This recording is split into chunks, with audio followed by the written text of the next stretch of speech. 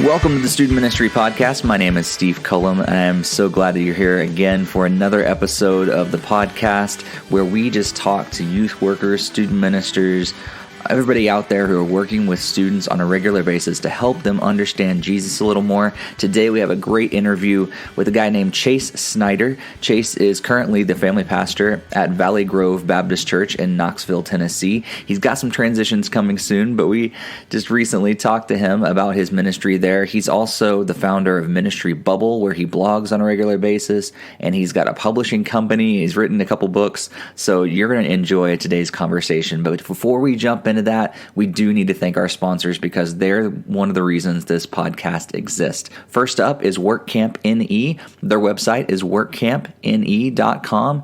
And if you're looking for a mission trip opportunity for your students right here in the United States, you can check out their website. They've got several different trips, usually in the Northeast. That's what NE stands for.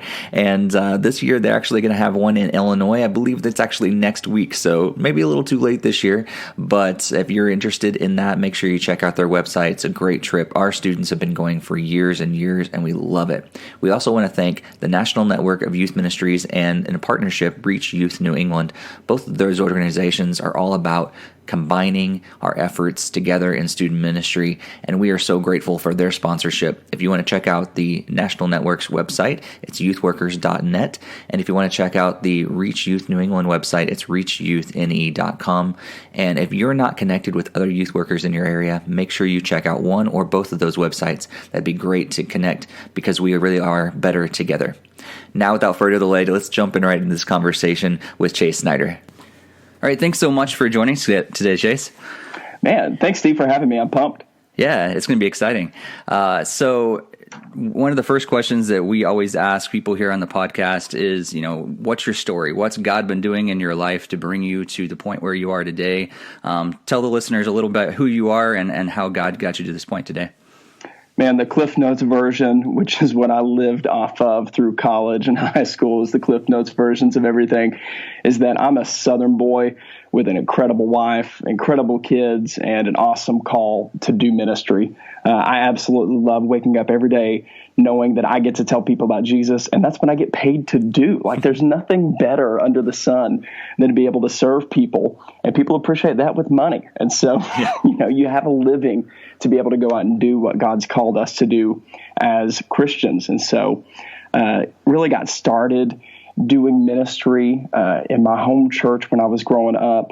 I've always had this drive to understand what the Bible says, but then have those practical steps to do it. My church, I was very blessed when I was growing up. I didn't know that cultural Christianity was a thing. Went to what most would consider almost a mega church, definitely an extremely large church in our area. But they did an incredibly good job of showing people that they had gifts, talents, and abilities that have been ordained by God for them to use in their specific context, and they expected people to do it. And the crazy thing is that the church didn't, right? And so I grew up with this expectation that even as a teenager, like, you were going to be plugged into ministry and serving people who were younger than you, serving people who you could specifically impact with your talents and abilities, and then also to be invested with people who were older than you. So that was just ingrained in me, and that's something that I've carried with my whole life. Like, I don't want to live this passive existence where I just float through each day. I want to live a dynamic life that's on mission with active faith, stepping out, because I really believe that faith starts when you take that step. Like, everything else is just theory, right? It's the whole, like, would you do this? Would you be interested? Well, you don't know unless you do it, right? You don't know until you take that step. And so that perspective has really radically changed my life. And even as I mentioned, my home church, I believe, and if any of them are listening, they probably know more specifically. I think I had 6 youth pastors in 7 years come in. And so we had a revolving door, which normally that means a complete death to a student ministry. But we were thriving. And it was really because these adult leaders knew that they had a role they had a spot, they had a mission and gifts from God to serve students. So it didn't even matter who the senior leader was who came in. They were going to do ministry. They weren't just going to sit on their hands and wait for a pastor to come through and to spark growth. Like, they knew that the mission was great and the time was small, and they were going to maximize on it. That's awesome. That's so cool to hear, because it's one of the things that's always been in my mind, and wise people who have poured into me as well. A lot of people say, build up the ministry within the people of the church itself, because it shouldn't revolve around us. And that way, when God does call, because he's eventually going to call us all different places, and it's okay, because the ministry is going to continue on, just, in spite of me being there or not being there. Those teenagers are still going to be reached, and their families are still going to grow, because of the people within the church that are going to stay there and doing the daily work of the ministry. Yeah. And I've got a background in nonprofit. So I'm currently a family pastor in a local church here in Knoxville, Tennessee. And so there's no better place to serve than in the mountain region. I love being outdoors. And so being a family pastor is incredible. But my nonprofit experience, even before then, really shaped my ministry, because I was working with Christian nonprofits that were partnering with churches. And so we viewed ourselves as parachurch alongside the church to help them get outside of the doors and the walls of their church buildings into schools to minister to middle school students. I worked at a camp for over a decade and had experience working with retreats and helping mission teams. So I had this knowledge and just this drum that was beating to do ministry outside of the walls. And you can't do that on your own, like you're saying. Right. Like, you can't go in as the sole leader and expect everything to work out. Like, it's going to fail. And I've come to realize that when we come into those spots and say, no, I'm going to be the main guy, that normally shows arrogance or lack of administrative ability. And both of those are dangerous, right? Like, I don't want to be in a room with that kind of a leader. And so it takes a lot to encourage and to empower, to get the right people in, to serve those people and let them fail. I've said a lot about my two young kids. I've got two beautiful kids who are under the age of 5, which means I'm teaching them how to eat. Which is horrible. Like, it's adding 6 times the amount of time I need for a meal to teach them how to eat, right? Like, I wish I could just give them a bowl and a spoon and know that the food's not going to end up on the walls or in their hair or anywhere else that I'm going to have to clean up later. But I have to teach them from the earliest moments of their life how to eat, and we graduate up on that. And leading people spiritually is the same way. Like, we have to give the spoon, per se, over to them and allow them to make messes. Because if not, when we remove ourselves from the situation, if we have made ministry dependent on us, they will not know how to go out and live out their faith. And that's something, especially for our high school students, that we look at, is that we want them to know how to feed themselves spiritually. I'm not going to be in their dorm room when they turn 19. And I'm not going to be in those big life moments later on. Their parents will, but they ultimately are the ones making those decisions. So I have to encourage and equip them, but also give them opportunities to fail and for us to clean up some messes and to coach in those moments, to let them know, hey, you've got a role, but you got to figure that out too. You're not going to know at 16 what your sole purpose is in life or the direction for your career. You're going to figure that out. So we want to make sure that you know how to figure that out on your own, and we're going to help equip you as you go. Cool. That's awesome. So you grew up in the church, and eventually you got to Knoxville. But what happened in between? You mentioned a little bit of nonprofit there. What about college life and things like that? Fill us in some gaps a little bit. What was life like there? And so right after high school, went to a small Christian university. It was called Johnson Bible College at the time. They've changed to university. A lot of Christian schools are doing that. I received the letter. I don't know if you got this. A letter from the university that said, hey, we've changed our name to university. For $25, you can have a new diploma. And I'm like, I've spent enough money. Like, the diploma's mine. I don't want to give any more money. I think ours might have been 50, diploma. Actually. I was talking to a guy the other day, one of the elderly people in our church, a grandparent, and he said that his college did that too, but it was like here recently, and he's like in his 80s, and he's like, what am I going to do with a new diploma? Like, you can imagine parading that around in a frame to put up in his office. Yep, I just graduated from the new college that started a year ago. So I went to a Christian university, and during that time, like I said, just that beat in my brain is to do the ministry, not just to live in theory, but to live practically. And that really shaped my studies. I was that weird student who would look at classes and say, man, why are you going to skip a student ministry class? Like, what if they cover something that your students are going to deal with in 5 years? Like, you don't want to be that delinquent youth pastor that missed out because you wanted to go play ultimate frisbee. It was pretty one Saturday, right? Like, you need to go and learn as much as you can. So really just took that opportunity to dive in and to see how the Bible that was written thousands of years ago applies to my right now. Applies to the moment that I step out of my bed. It starts there. That's the faith that God's called me to live.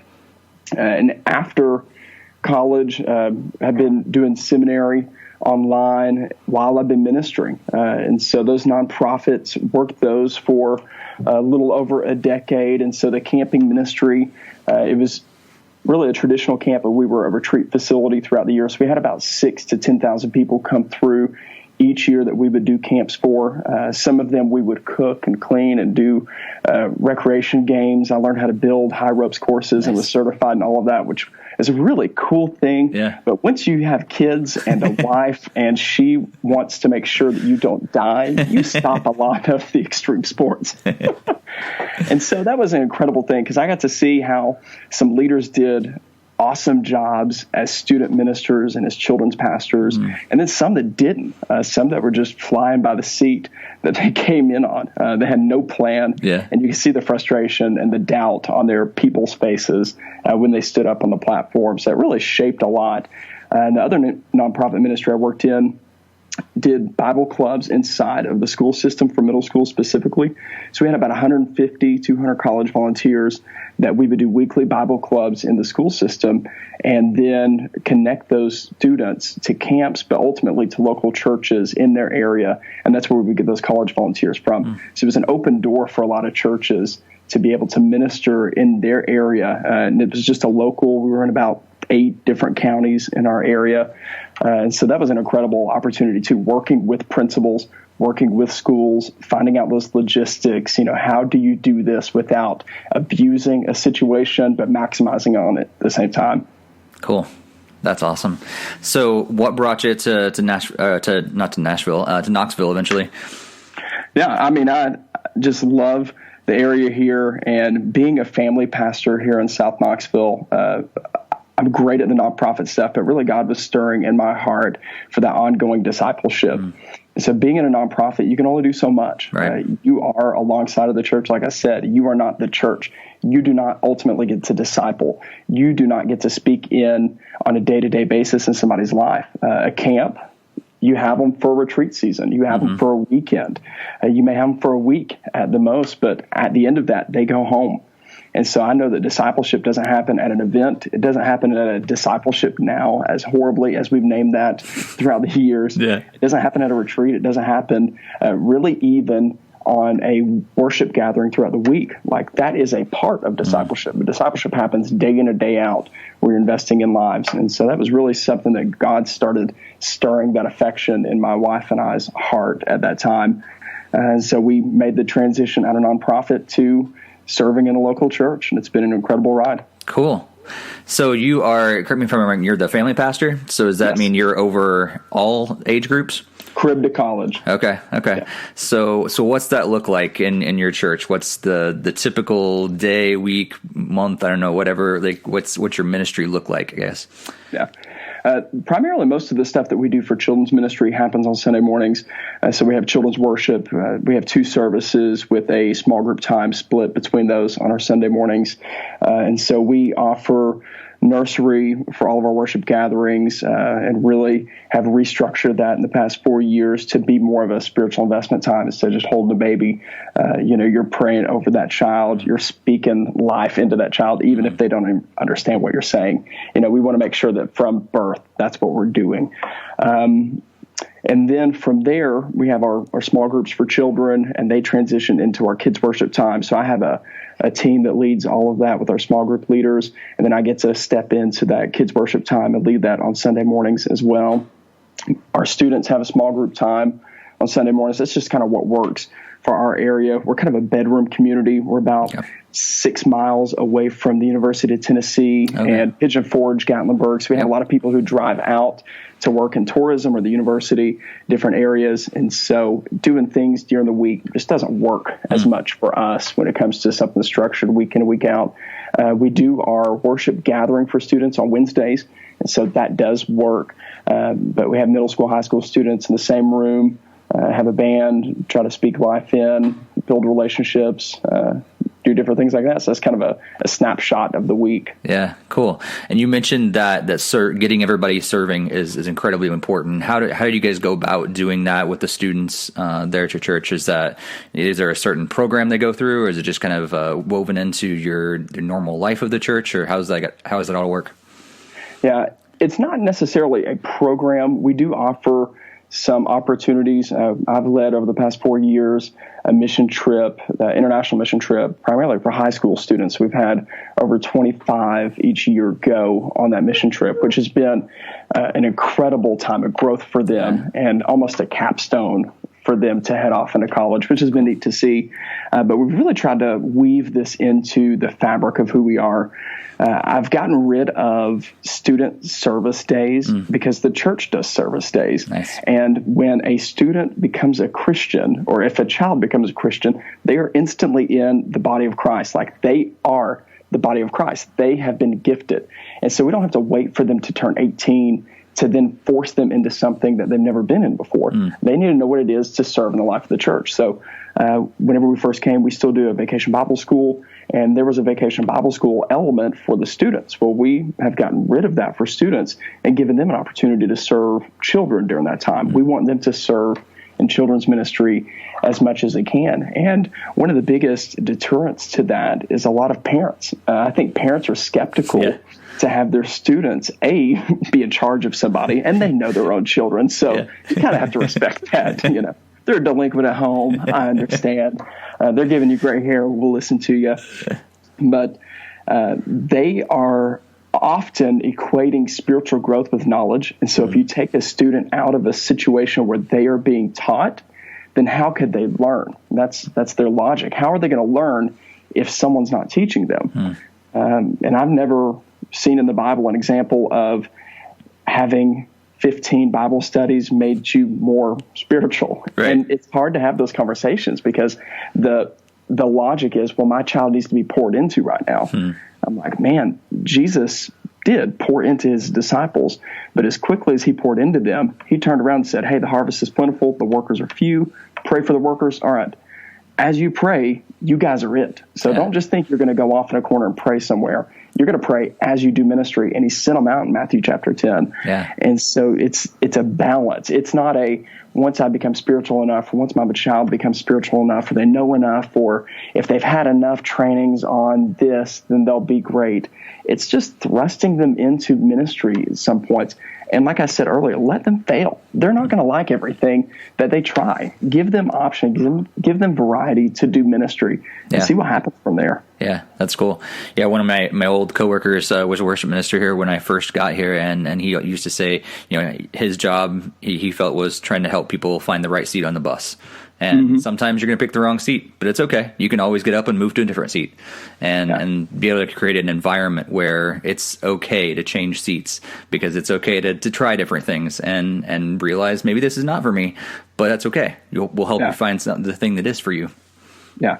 And that's so important with volunteers too, to get the right people in the right spot, focused on the right thing. I mean, we could spend all of our time each week as pastors doing that one thing.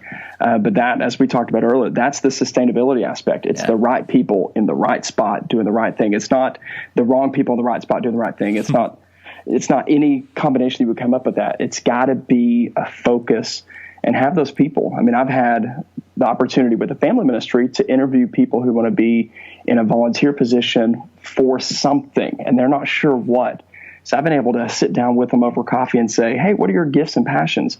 And I have earmarked out, like, I need a middle school small group leader, right? So that's my bend going in. I know I'm going to put you in the spot, but it takes a lot to say, all right, I'm going to leave that spot open because this person will thrive in the preschool. Like, this is where God's called them to be. And for me to plug them in the middle school ministry, when I know God has gifted them somewhere else, not only robs my ministry of an incredible person there, it puts a headache in the middle school ministry spot because they don't want to be there. Right. The students know that they're not gifted there, but it also sets that person up for failure because they're not serving in their giftedness now. Yep.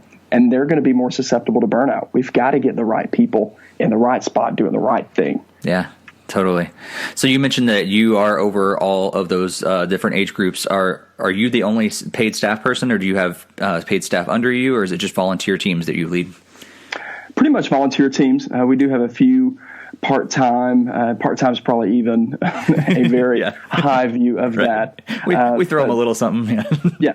And so, a lot of hourly workers with small hours to help cover those positions. But I am the only pastor over that who's paid, and we have some incredible volunteer teams that we've been able to develop and really establish into those sweet spots. And so we have, even within the hierarchy of our ministry, we have a team leader who's over the children's ministry small group leaders and the student ministry small group leaders. So we have different people over each one of those areas instead of just putting everybody on the same playing field, because they don't want to show up to a meeting for the student ministry, per se. And we have 6 different teams when you have worship and small groups and special events and different areas on that. And then for that 60 minutes, you've got 6 teams and you're going to talk to all 6 teams. Well, now they only have 10 minutes of worth in that meeting because only 10 minutes pertains to them. So we've been able to establish these teams. That's been something hard for me, is to give up that control, to expect people to have their meetings, even as lay volunteers and lay leaders who aren't getting paid, who aren't in ministry, and to coach them and to come alongside of them and say, hey, how's this going? Yeah. How are your people doing? How's the meetings? But it's been an incredible season to see that happen. That's cool. Yeah, I'm sure what you're talking about, getting the right people and all those volunteers and making sure they're bought in. That's huge when you're leading that many teams in your role. Has there been any struggles that you're like, you know what? Yeah, I probably could have done this a little better. You'd like to maybe dive into just a little bit, just like, you know what? This is something big I've learned and leading all those different teams. Oh, yeah. You've got to play to the people, not the process. A lot of times the troubles that I can get in is I'm not necessarily a rule follower, but I want to create those systems and processes. And then I want those systems and processes to work, but people don't work like that. And so sometimes you have to decide, will this person win or will this process win? And I've gotten into some spots where I've said, no, the process has to win. And that was the wrong call to make. You have to be able to take a step back. Now, sometimes the process does win, and those conversations are very difficult to have. And we've had some of those as well, to say, man, I know that you're passionate about this, but this is not the direction we're going. This is the right person in the right spot, but the wrong thing. And so we've got to realign that to the right thing. What is that? And so sometimes those processes win, but the vast majority of them is I get in trouble because I work that process and I forget to develop those people alongside it. There's been so many great books. There's a book called Execution that talks about the people process. If you don't have the right people within that, man, it doesn't matter how great your operational or strategic processes are, it's going to fail. They have to have ownership. They have to have that buy-in. And so reminding myself that, man, these are people who, ultimately are working another job. They have their own kids to worry about. They don't want to have to worry about 20 other kids who are going through, a crisis every day. They have other stressors in their life. How can we make sure that everything's set up for them to come in and to maximize the time that they have, but also to encourage them and equip them and appreciate them in that moment, because they're doing a lot of ministry that is expected of me. I mean, really, somebody has to do it. Yeah. And if I play into that thought of like, I'll just do everything, I know that's not sustainable. So I've got to convince other people that I need help, but also let them know that I know what I'm doing. So, it's just a weird balance there. Yeah, totally. So is there anything else that God's taught you through the years? Maybe a couple tips that, you would tell yourself maybe 10 years ago, or, someone else getting in ministry that, this is something that God's really laid on my heart that's taught me maybe through good times, the bad times, and you'd like to share with our listeners today? Yeah, one of the things I learned in nonprofit ministry was just the value of team. And I've talked about that a lot, but not just a team within your church, but developing a team of youth workers and youth pastors in your area. And that has been monumental in my ministry over the past 18 months. I started a young leaders learning community, and it was just a lot of guys who are about my age, young 30s, who are in ministry, some of them senior pastors, worship, youth pastors, children's pastors. And we decided we were just going to get together once a month, go through a book. We picked a book none of us have ever heard of that had 12 chapters. So that was like the qualifier, we'll read a chapter a month. We can commit to that. And just started ministering to each other in that time. And there's been a lot of organic conversations between that. The worship pastor, he had a couple who's serving on this worship team who are on stage each week. They're dating, and they found out they're pregnant. So how's he going to lean into that situation? And it's been incredible to minister to other pastors and just know that they're going through a lot of the same stuff. I think that the lie is that we're the only one who's going through the stuff we're going through. And to have that outside of a church, and like I said, it's monumental because there's just certain things you can't share with the people inside of your church. You can't have those conversations. It's not a place that you can be transparent with a lot of the struggles that you have or a lot of the struggles you may be seeing inside the organization. And having that outside, man, that would be one of the tips, is get that network of people. That passion's kind of overflowed. I started a blog, and it's specifically for youth workers. And it's not this is a silver bullet. This is how can you do ministry where God's planted you? You may not have a huge budget, but you have the people that you've got. You've got the influence that you have. How can you maximize on that? And so really helping other youth pastors. And I've really viewed my role to start that. It's like, man, I don't want to be that guy who's arrogant, like, hey, I'm a family pastor. I have this figured out, because I don't. Right? Like, that's bogus. You can see through that in a minute. I don't have it all together. But really that tribe mentality. I know that Seth Godin wrote a book called Tribe, and that's the mentality. People want to be in a group together. And so getting other pastors, getting other ministry leaders who have a different vantage point, but they're going through the same walk as you is incredible to your own spiritual growth, but also to the growth of your ministry. That's awesome. Yeah, that's great stuff. And one of the things that I've recently started doing is helping out with the National Network of Youth Ministries, and they're one of our sponsors. And it's what they do is so valuable because it's about getting us together. So I've noticed, there's been some struggles with working with other youth workers, but there's been some amazing times as well. And it's always their theme is we're better together, and we definitely are. I've been able to just be able to pour into someone and just know that, hey, they understand because they're also in ministry and they're not in my church. So they're not going to have bad feelings about the person I'm talking about because they can keep it confidential and I trust that they will actually pray for me. And that's awesome to just have that kind of connection with others. Oh yeah. Cool. So is there anything else you'd like to share? No, man, just keep doing it. Like I said, just keep it ministry. I served bivocationally even to become a pastor in a church. So that was a bivocational role between. And so I know the frustrations of budgets and time and things like that. So I can sympathize and empathize with those. And so anytime I get to talk to youth leaders, it's just to keep going, to find that support group. But ultimately, your support is Jesus. Don't neglect those spiritual disciplines and just see what he's got for you. Because I promise, when you start looking at the Bible and saying, all right, he wants me to do this, and I'm going to take a step and do it, it's going to be incredible growth through that. And just keep doing it. Cool. That's awesome. I know that people are going to want to hear more from you. They're going to want to read more from you. And you mentioned your blog. Now it's time to plug whatever you got. Where can people find more of Chase Snyder online? Yeah. The best place, I love Twitter, and a lot of people are looking at Twitter like an old social media now, but that's still my go-to. But any of my social medias, it's just at Chase Snyder 12. And I know you can link that in the show notes. My blog is ministrybubble.com. And like I said, that's specifically for youth workers and children's workers. So it's this family ministry approach, just trying to get practical stuff up each week. And also have launched a company called 228publishers.com. And so we publish print and downloadable resources, so books, retreat studies, and are looking for authors to help do that. I know that it's incredibly difficult for youth pastors, and really as we start to think smaller people in the publishing business who don't have 1 million followers, and we're not at a church called Saddleback, to be able to print a book or to get a resource out there.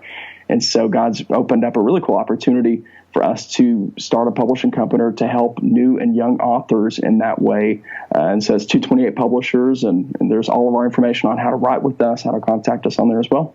Cool. That's awesome. Yeah, make sure you definitely check out all those ways to connect with Chase. And I might be actually talking about that publishing company. Who knows?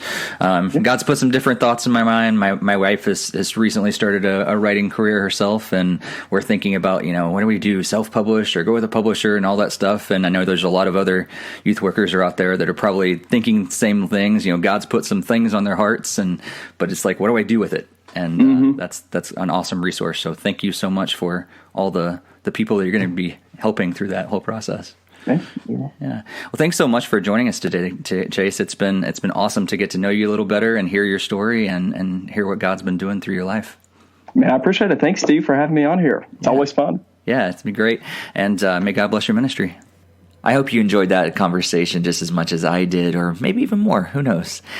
We are incredibly grateful that you joined us today. And if you're wanting to learn more about Chase Snyder, please do check out his blog at ministrybubble.com. Make sure you check out his Twitter, connect with him. He is transitioning. I mentioned that earlier. It was like soon after we did this interview that he made the announcement that he's actually going to be transitioning over to the Atlanta area from Knoxville. He's going to be starting at the First Baptist Church in Loganville, Georgia. And so we're excited for his new transition and the teams and everything that he's going to be able to build over there, and to empower people in the Atlanta metro area. And so if you're in Atlanta, maybe look him up. You can meet him in person. But also just make sure you use him as a resource. He's a great resource, I think, for all of us. And he's there. He's willing to pour into other youth workers as well. Again, we are incredibly grateful for you that you keep tuning in every month for another interview, another podcast. And if I could I please ask a small request of you? If you enjoy what you're hearing, number one, please share it. But also, if you could please, I know this sounds weird, but leave a review, because really that helps us kind of raise up in the list of all the podcasts and on all these different podcatchers. So I know it's a little extra work, but I am incredibly grateful for every review that we get, because it just helps it rise to the top. And not that we're any better than any other podcast, because there's a bunch of amazing podcasts out there, but it helps people find it. And these are great stories. I hope you've been blessed by them. I know I have been blessed by them, and I want other people to hear them. So that just helps us, and I'd be incredibly grateful if you did that. Again, very thankful for our sponsors as well. WorkCamp NE at workcampne.com, National Network of Youth Ministries at youthworkers.net, and Reach Youth New England at reachyouthne.com. Make sure you check out their websites, show them some love. And again, we are grateful for your tuning in again for another podcast. We'll be back next month with another one. And until then, may God bless your ministry.